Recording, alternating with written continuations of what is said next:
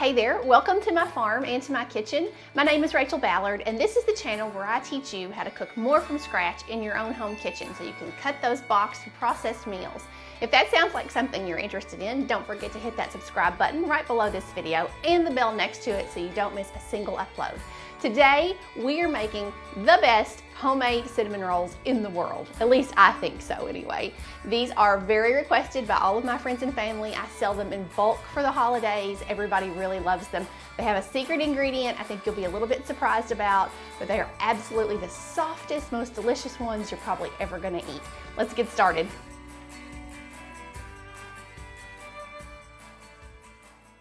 All right, let's make some cinnamon rolls, guys. These are so great. So let me show you what you're gonna need to get started. We've got a few things, but we'll work our way through it. So I've got some warm water back here in the back, and I've got a package of active dry yeast. So we will talk about that in just a second. I have a half a cup of the magical ingredient here.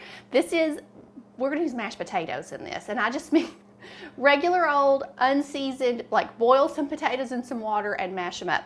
This is a cup of half of the reserved potato water, like the water that they were cooked in, and half hot water. So I've got a full cup of liquid back here with that. There's my mashed potatoes. That's a half a cup of mashed potatoes. You can use leftover mashed potatoes, and if you don't happen to have the starchy water they cooked in, just use a whole cup of regular warm water. That's fine. But these were unseasoned. So like if you had some left over and they had chicken broth in them and cheese, and that's not what you want. You just want, and I have actually done this with potatoes that had a little bit of sour cream and a little bit of butter in them, and they were fine. But you don't want them salty or anything like that. So these were just about, I don't know, a couple potatoes that I boiled up and just till they were really, really, really falling apart soft. These are the magical ingredient, must have, and we'll talk about them a little bit later. Salt, sugar, butter, a couple of eggs, and then I have bread flour back here. So let's get all this started. First thing we need to do is activate our yeast. And if you've not seen my full in detailed video on how to activate dry yeast, you can watch that right up here. You can check that out. But what we're gonna do is just open this packet and we're gonna drop it into this little bit of water that we have here in the front. And that's gonna take about 5 minutes to activate. So we're just gonna kind of stir it in and let it sit there. You can get it moving a little bit quicker. You wanna make sure it's alive. You can take a pinch of sugar from your other bowl and just kind of throw it in there, and that'll help feed the yeast and get it started. So I'm gonna give it just a second to activate. It's time to start to foam up a little bit, and once it's ready, I'll be back and I'll show you the next steps. Let's go ahead and get all this together. Now this is really easy to do. It's pretty much just a matter of dumping everything in. You do want everything to be at least room temperature. Now this water is a little bit warm. You want your mashed potatoes to be warm, so if you've had them in your refrigerator overnight or anything like that, just kind of give them a little shot in the microwave to warm them up. There's that, and then I'm gonna go ahead and put our yeast in our water, and then a couple of eggs. This is an enriched dough. That's what we call this, when it has eggs and butter and sugar and all that sort of thing in it. It's so delicious. You're just gonna love it. Okay, well, come on, egg. There he goes. Okay, then we're gonna put our sugar in. Now this recipe, when you find it on the Feast and Farm website, which the whole written recipe, there goes our salt, our whole written recipe is over there. When you find it on the site, it's going to have different measurements because the original recipe makes 2 9x13 pans. Today we're only making 1 9x13 pan, so this is a half of what you'll find on the website. They're great to make ahead and freeze, so if you wanted to do both pans, go for it. So I'm using my Moon Whisk here, which is so fabulous for getting out lumps. If you've never owned one of these, they are worth every penny. I'll leave you a link in the description box so you can get one. And then I'm gonna pour in our butter. There's no real science to this part, just get it all in there. We're gonna whip that in really good. And if you see any lumps of your potatoes, like you do the best you can to get them all out, but if you happen to see any real lumps in there, you can pick them out later if you have to, but most of the time they're gonna bake up. Nobody knows they're in there. And the starch from them just really provides this lovely moisture and keeps them so soft. Okay, so that's all mixed in. Now we're gonna go with our flour. Now I'm gonna put in, this is about 4.5 cups of flour. How much you need is gonna vary from day to day. Depends on humidity in the air and moisture. Switching to a wooden spoon, we're gonna start working that in. And I just kind of start in the center and start gently incorporating that.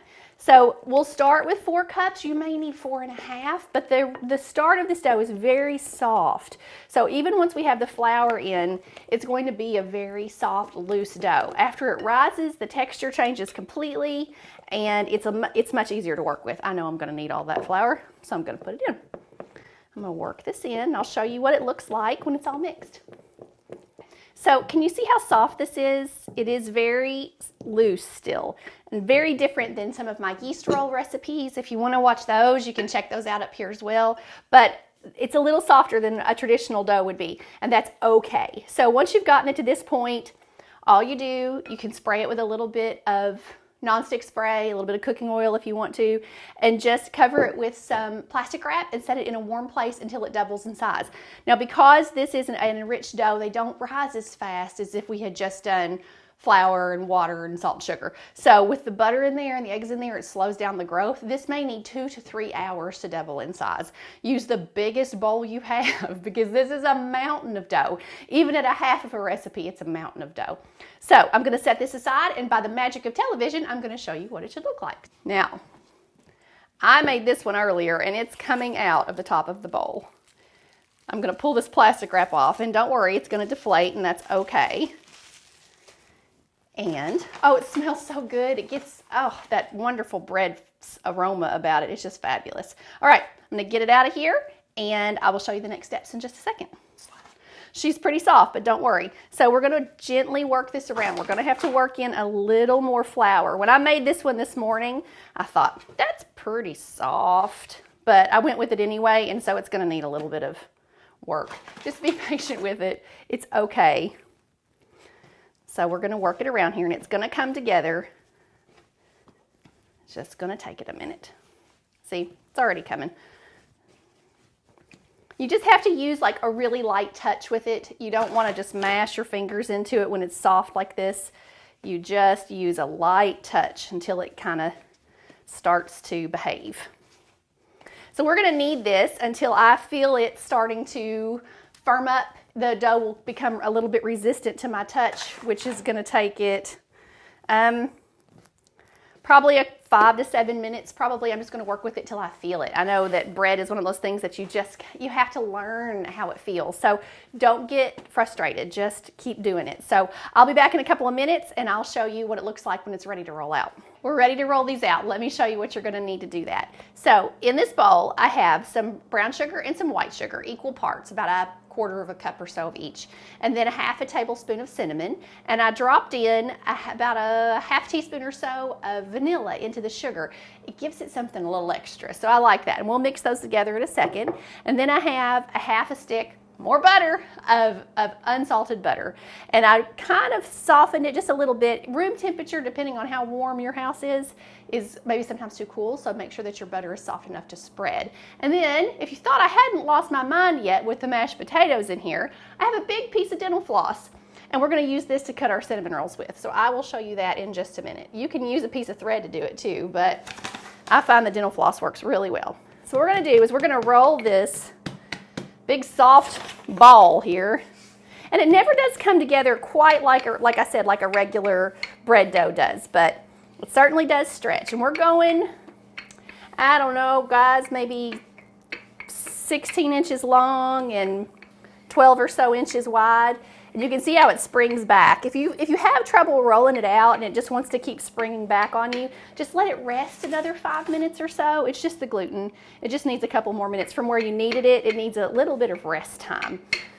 Just kind of like me, I need a little rest time. So we're gonna roll this out the rest of the way. We're going for, these are nice and soft and kind of thick, so a 1/2 inch thick probably. That's pretty thick, but that's okay. And these are big cinnamon rolls. 12 cinnamon rolls fills a 9x13 pan when I make them for you, so we're not messing around. Okay, so that suits me. Good enough. All right, then we're gonna put our butter out here, and before I start spreading that, I'm just gonna mix my sugars together here in my bowl. You can certainly add more. If you want extra filling, you can absolutely do that if you want to. So don't be limited by what I have here. I've been working on this recipe for about I don't know, 5 years trying to get it the way I wanted it. And this is the version that wins every time. Everybody loves it. I think I could make a living just selling these at Christmas because the line is like, people say, are you making the cinnamon rolls? And I never tell them what's in it. But okay, so we're gonna spread this butter just as, the best you can. You're gonna kind of just get it on there. And I just break it into chunks before I try to spread it so that I have a little bit in all the places. And work it around. Sometimes your fingers, impeccably clean hands, are your best kitchen tool. If you can't, make it work the other way. So just get that butter on. We want to be able to get that filling to stick. Take it to the edges because I'm not the girl that cuts the ends off my cinnamon rolls. If I worked this hard to make these, why would I cut it all off and throw it away? So I take mine all the way to the edges. All right, so on goes our cinnamon and sugar. Oh, ain't that the prettiest thing you ever saw? Pretty, pretty, pretty. Okay, and it so beats anything you're gonna buy at the store. These are, I've never understood the cinnamon rolls and will have like the crunchy little bits on the top that you buy in the can. Nah, we don't need that. We got better stuff. All right, so I'm gonna kind of press that in just a little bit. And now hopefully your board is well floured, but you're gonna work from the end that's furthest from you. And we're gonna start rolling this in. So I kind of press mine with my fingers a little bit to kind of get it sticking, and then you tug it and pull it and roll it, tug it and pull it and roll it, just like that. And if it sticks to your board, you can come along. I have a bench scraper. If you don't have one of these, you should. Just loosen it and tug it and pull it and roll it. And because it is such a soft dough, it's pretty forgiving. If you tear a hole in it, just patch it back together. Nobody's gonna see it. If you come across, this is a good note, if you come across a little chunk of potato, like there's a little bitty chunk, and he feels a little firm, most of the time they're gonna bake up in the oven if you happen to find one. Nobody will know it. But if you feel a big chunk, just pull it out. Occasionally I'll come across a piece that was just hard and never cooked, so I just pull it out. Nobody will know. How many times have I said that so far? Okay, so we're almost there. Keep working that around. And I pull my seam to the top and just stretch it over and pinch it into the edges. Make sure you're loosened everywhere as best you can be. If you need to put a little flour underneath it again, you can. Okay, here comes the part that's cool. So take your string, and I just kind of wrap it around my fingers. This is, I've got 18 inches or more here. Wiggle it underneath, and then cross those pieces and pull. And when you do that, it doesn't put any pressure on the cinnamon roll at all, and then you end up with this perfectly shaped cinnamon roll. We're gonna put these in a lightly greased 9x13 pan. I'm using an aluminum foil pan today because these are going to go away and not stay with me. I am making these 1.5 inches thick probably.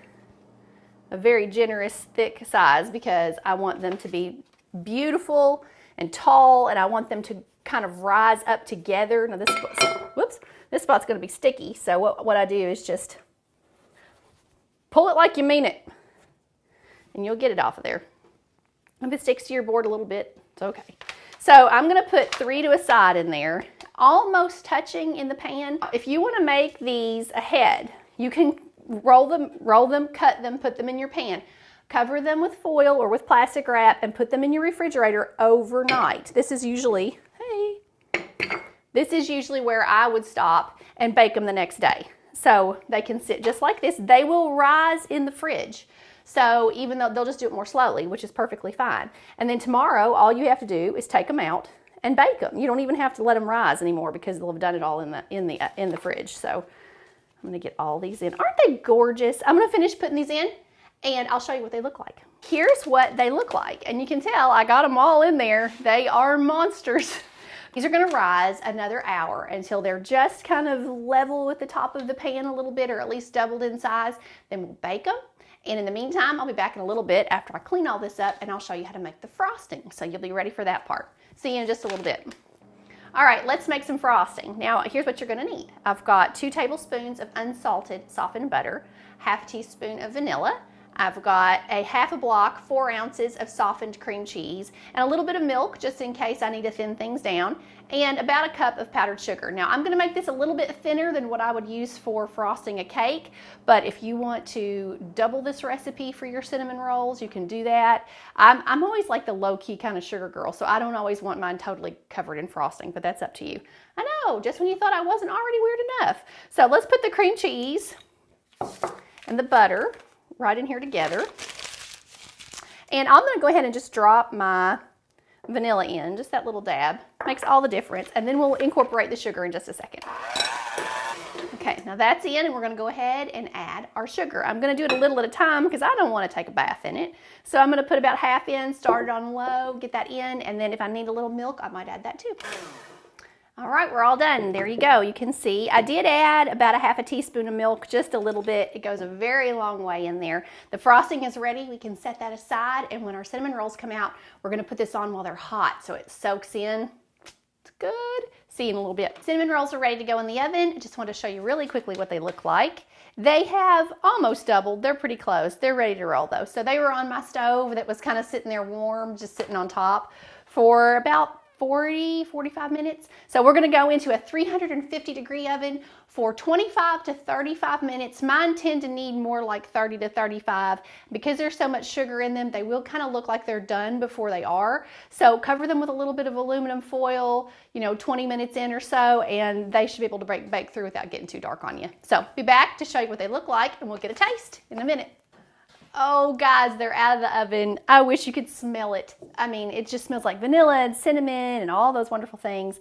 We're gonna put some frosting on. Now listen, like I said, I like mine just a little on there and not like gobs of it. So if you want gobs, do gobs. But these are still pretty hot. And I do that on purpose because I want the frosting to melt down into the cinnamon roll. So let's get this on. And I probably won't even use all of what I have here, but at least you have the option if you want it. Oh, we need to get one of these monsters out of here. So, I know they're screaming hot. I'll take an edge guy, even though I'm a middle piece kind of girl. I'm going to take an edge guy just to show you what they look like. You have to watch when they're in these aluminum pans that you don't cut through the bottom of it too. So, oh, okay. Let's see if we can get it out of here. So soft. These are money. Oh, check it out. Look at that. Monstrously big, but the most satisfying cinnamon roll you're gonna have in a really, really long time. Thank you so much for being with me here on Feast and Farm Cooks. You can subscribe right here, or you can watch another video right here. I'll see you again soon. Have a great day.